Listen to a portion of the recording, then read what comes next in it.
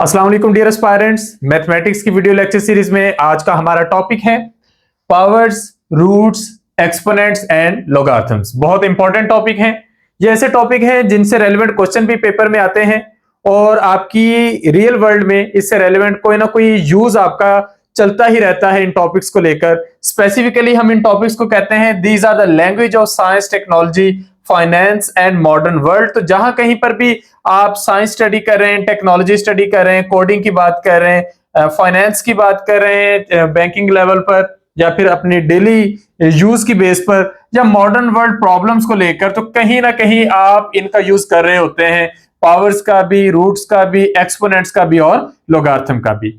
Powers और exponents जो होते हैं ये आपको बहुत बड़ी बड़ी वैल्यूज को डील करने में हेल्प आउट करते हैं। ये आपको शो करते हैं रिपीटेड ग्रोथ। जहां पर भी आप रिपीटेड ग्रोथ की बात करेंगे आप पावर्स और एक्सपोनेंट्स का यूज कर रहे होंगे, और जहां पर आपने इसको रिवर्स करना होगा ग्रोथ को, तो वहां पर आप रूट्स का यूज करेंगे। इसी तरह बहुत बड़े नंबर्स को अगर आपने डील करना है तो उसके लिए आप साइंटिफिक नोटेशन का यूज करते हैं, और जहां पर आप साइंटिफिक नोटेशन या बड़े नंबर्स के अंदर छुपे हुए हिडन पैटर्न्स को फाइंड आउट करना चाहते हैं तो वहां पर आप लॉगरिथम्स का यूज करेंगे। तो हम ये सारे यूज देखते हैं। आगाज करते हैं हम पावर्स के कॉन्सेप्ट से। पावर्स यानी कि एक्सपोनेंट्स।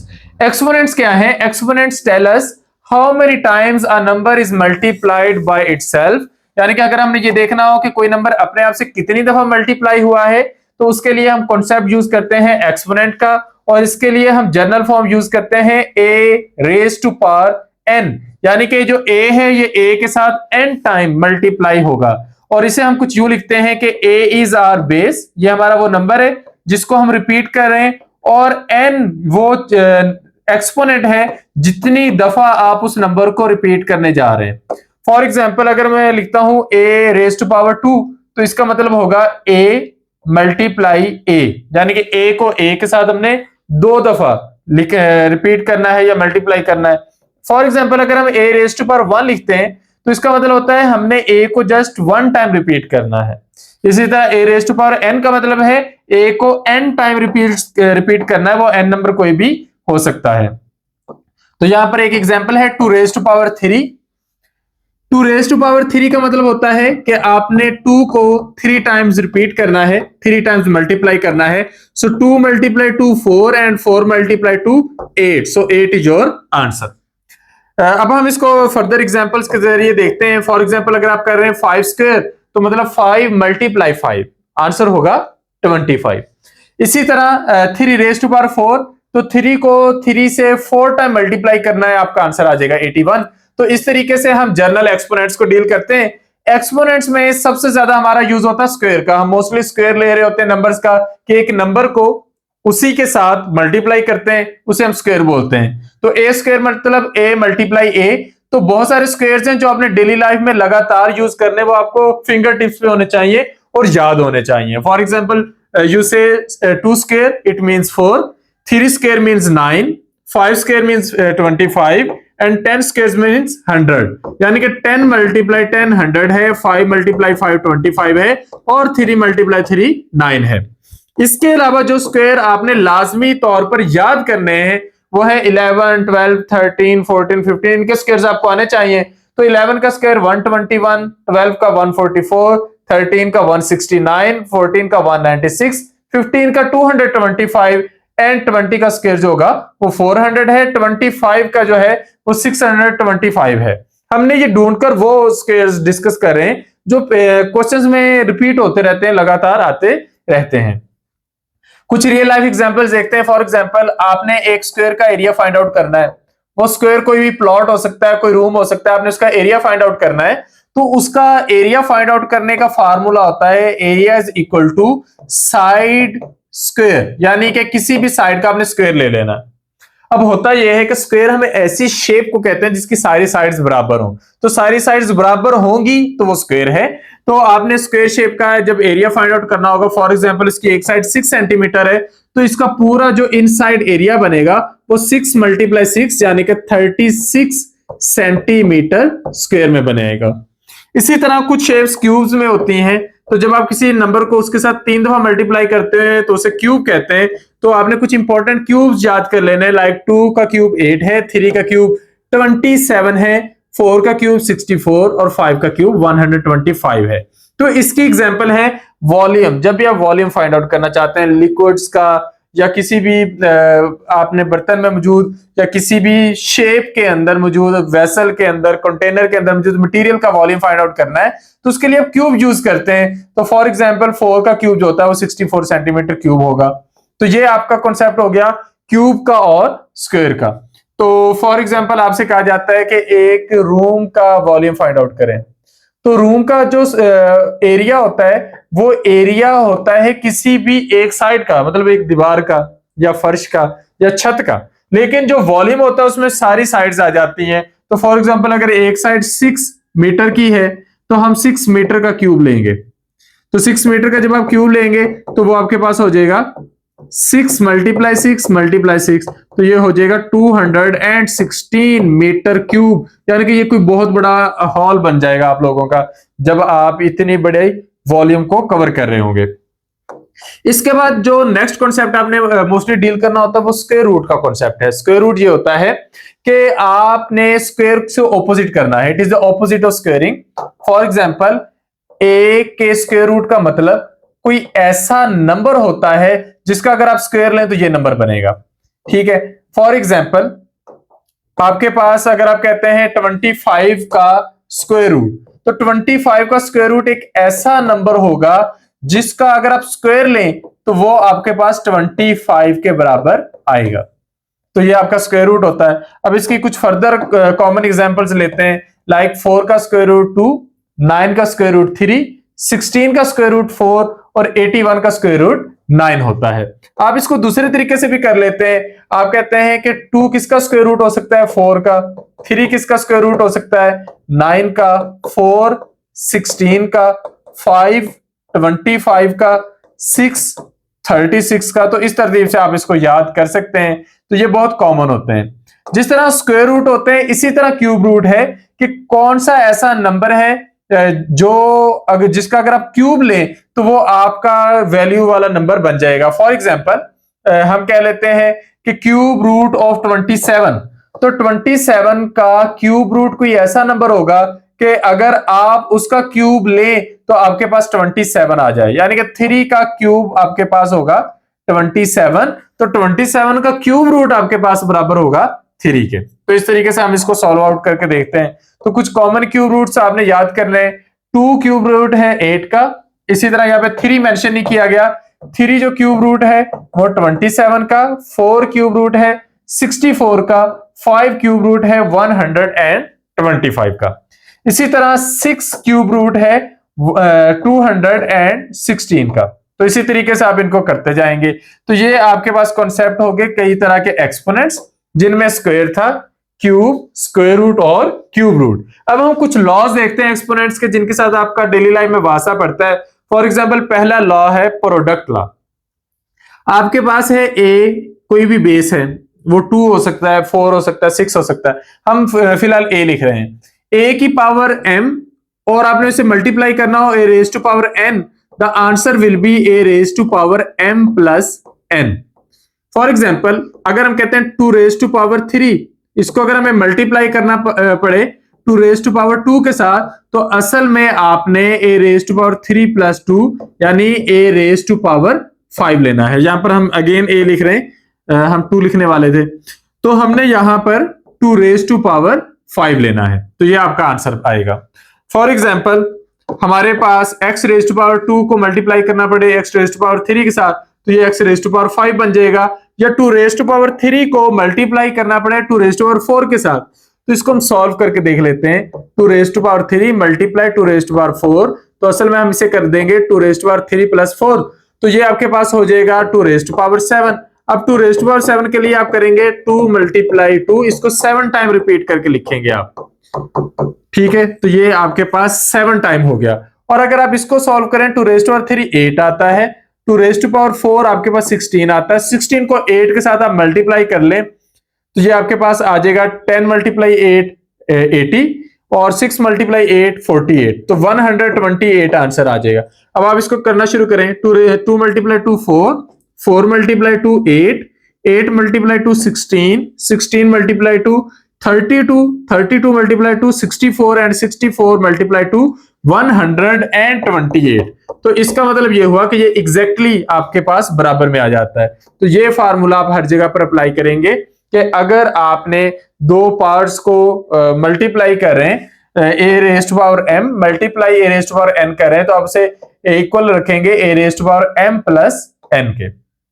तो इसे प्रोडक्ट लॉ कहते हैं। इसकी फॉर हमारे पास ये एक एग्जांपल भी होगी। अब क्वोशंट लॉ पे आते हैं। क्वोशंट लॉ में हम डिवीजन का कॉन्सेप्ट यूज करते हैं कि ए रेस्ट पावर एम को अगर हमने डिवाइड करना हो रेस्ट पावर एन से, तो ये एक्चुअली है A raised power M minus N. For example 5 raised power 6 को अगर हमने डिवाइड करना हो 5 स्क्वायर से, तो ये एक्चुअली है 5 रेस्ट पावर 6 माइनस 2 और ये होगा 5 रेस्ट पावर 4। तो जब आप इसे सॉल्व करेंगे आपके पास आपका आंसर आ जाएगा। तो इस तरीके से आप कॉम्प्लेक्स प्रॉब्लम्स को इजी बनाकर सॉल्व कर सकते हैं।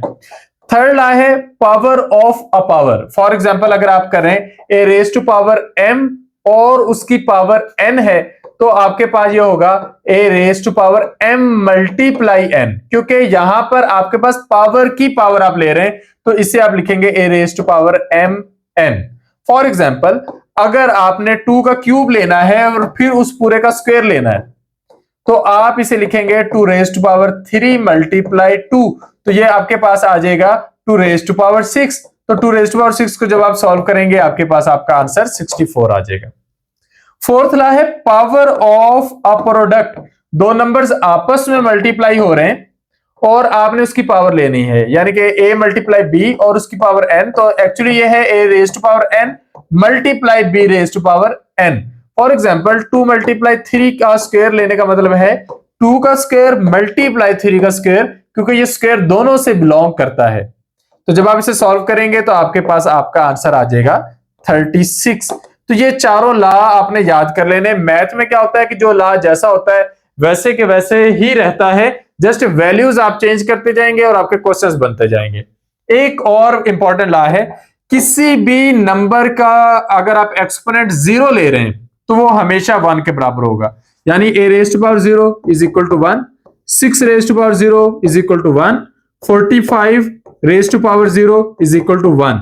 अब किसी भी नंबर की पावर 0 ले लेंगे तो उसका आंसर हमेशा क्या आएगा? 1 आएगा। छठा ला है हमारे पास नेगेटिव एक्सपोनेंट का। अगर आपके पास किसी नंबर की पावर माइनस में हो तो आप उसे फ्रैक्शन में उसकी पोजीशन बदल देंगे, यानी a raise to power minus n, यही यहाँ पे न्यूमिनेटर है, आप इसको डिनोमिनेटर बना देंगे तो इसकी जो पावर पहले माइनस में थी अब वो जमा में हो जाएगी।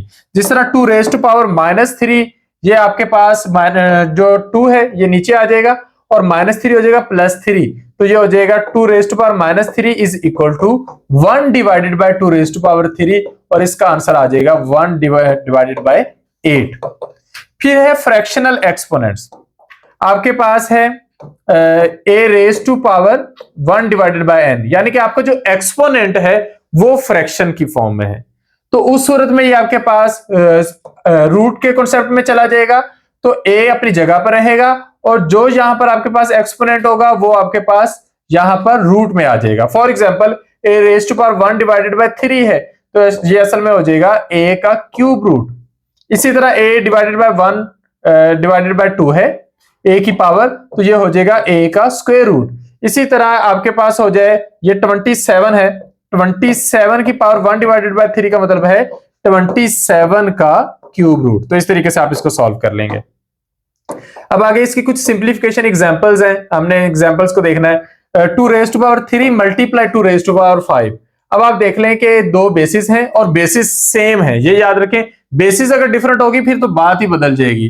तो बेसिस अगर आपके पास सेम है, यहाँ भी 2 है, यहाँ भी 2 है, तो अब आप इनकी पावर्स को जमा कर सकते हैं, तो ये असल में 2 रेज टू पावर 8 हो जाएगा और ये आपका आंसर। इसी तरह यहाँ पर क्वोशंट लॉ लगेगा, 3 रेज टू पावर 7 माइनस 2, तो आंसर हो जाएगा 3 रेज टू पावर 5। अब आप इसको सॉल्व करेंगे आपका आंसर हो जाएगा 243। नेक्स्ट है प्रोडक्ट लॉ की एग्जांपल, तो 5 स्क्वायर और फिर उसकी पावर 3, ठीक है। तो 5 स्क्वायर की पावर 3 है, तो ये असल में 5 स्क्वायर मल्टीप्लाई 3, तो ये आपके पास हो जाएगा 5 रेज टू पावर 6। अब आपने इसको सॉल्व करना है, ये आपका आंसर आ जाएगा। तो ये हमारे पास पावर्स का कॉन्सेप्ट था, रूट्स का कॉन्सेप्ट था। नेक्स्ट कॉन्सेप्ट है साइंटिफिक नोटेशन। अगर आप बहुत बड़े नंबर्स को डील करें तो उनको लिखने का एक तरीकेकार है, उसे हम साइंटिफिक नोटेशन कहते हैं। इसमें हम क्या करते हैं कि अपने नंबर को रिड्यूस्ड फॉर्म में लिखते हैं और मल्टीप्लाई कर देते हैं 10 रेज टू पावर n के साथ। तो फॉर एग्जांपल हमारे पास ये एक नंबर है 5 और उसके बाद 0 है, हमारे पास 6 जीरो है, तो हम इसे लिख सकते हैं 5 मल्टीप्लाई 10 रेज टू पावर 6। 5 के बाद जितने भी नंबर्स हैं वो 10 की पावर में कन्वर्ट हो जाएंगे। फॉर एग्जांपल अगर हम इस नंबर को थोड़ा बदल देते हैं, हम कहते हैं 52 और उसके बाद हम कर देते हैं 5 जीरो, यानी कि हमने एक जीरो को 2 से बदल दिया है, तो ये आपके पास बराबर हो जाएगा 5 मल्टीप्लाई 2 10 रेज टू पावर 6। क्योंकि हमने बस पहला नंबर लेना है, उसके बाद हमने डेसिमल लगाना है और बाकी सारे नंबर्स को लिख लेना है। यहां पर बाकी सारे नंबर चूंकि जीरो थे तो हमने डेसिमल का यूज नहीं किया। यहां पर नेक्स्ट हमारे पास नंबर 2 है, तो हम 5.2 मल्टीप्लाई 10 रेज टू पावर 6 लिख सकते हैं। इसको बोलते हैं साइंटिफिक नोटेशन। फॉर एग्जांपल ये हमारे पास है एक नंबर है 3,20,000, 2 के बाद 4 जीरोस हैं, तो हम क्या करेंगे 3 के बाद डेसिमल लगाएंगे और फिर 3 के बाद जितने डिजिट्स हैं 10 रेज टू पावर उतना लिख देंगे, तो 3.2 multiply 10 raise to power 5। Some time number बहुत बड़ा नहीं होता, नंबर बहुत छोटा होता है, तो उस सूरत में आप क्या करेंगे, जो पावर लिखेंगे वो माइनस में लिखेंगे। जिस तरह यहाँ पे 0.0004, अब आपके पास जो सिग्निफिकेंट नंबर है वो 4 है, तो अब 4 लिखेंगे और 4 मल्टीप्लाई 10 रेज टू पावर। अब आपने 10 की पावर डेसिमल के बाद जितने डिजिट्स आपने लिए हैं उतनी आपने पावर यहां पे लिख देनी है। फॉर एग्जांपल हम कहते हैं कि बैक्टीरिया का जो साइज है वो माइक्रोमीटर में है, तो वहां पर हम माइक्रो के लिए 10 रेज टू पावर -6 का यूज करते हैं। तो हमारा मोस्टली यूज होता है 10 रेज टू पावर -2 का सेंटीमीटर शो करने के लिए। हमारा यूज होता है 10 रेज टू पावर -3 का मिलीमीटर शो करने के लिए। 10 रेज टू पावर -6 का यूज हम करते हैं माइक्रोमीटर शो करने के लिए। 10 रेज टू पावर -9 का यूज करते हैं नैनोमीटर का यूज करने के लिए, और 10 रेज टू पावर -12 का यूज करते हैं पिकोमीटर यूज करने के लिए। तो ये हमारे पास साइंटिफिक नोटेशंस है, फिजिक्स में आप इन्हें पढ़ते रहते हैं। तो फॉर एग्जांपल ये आपके पास एक नंबर है 0.0000072, तो अब आपने 7 को डेसिमल से पहले लेकर आना है, तो 7 तक जितने भी नंबर्स हैं उनको आपने काउंट करके 10 रेज टू पावर में लिख लेना है। तो 1 2 3 4 5 6 7, तो आपने 7 नंबर्स को पहले ले आए हैं डेसिमल से, तो ये आपके पास 10 रेज टू पावर -7 हो जाएगा। तो हम इनका यूज कैसे करते हैं, जब हमने प्लैनेट्स के दरमियान डिस्टेंस बताना हो तो बहुत ज्यादा होता है। अगर आपने जमीन का साइज बताना हो, मैस बताना हो, वो बहुत ज्यादा होता है। इसी तरह बायोलॉजी में सेल्स का साइज बताना हो वो बहुत कम होता है, तो उसके लिए भी आप साइंटिफिक नोटेशन का यूज करते हैं। फिजिक्स में स्पीड ऑफ लाइट ये बहुत ज्यादा होती है। इसी तरह केमिस्ट्री में एटॉमिक मैस बताने के लिए हम साइंटिफिक नोटेशन का यूज करते हैं। तो ये हमारा कॉन्सेप्ट था साइंटिफिक नोटेशन का।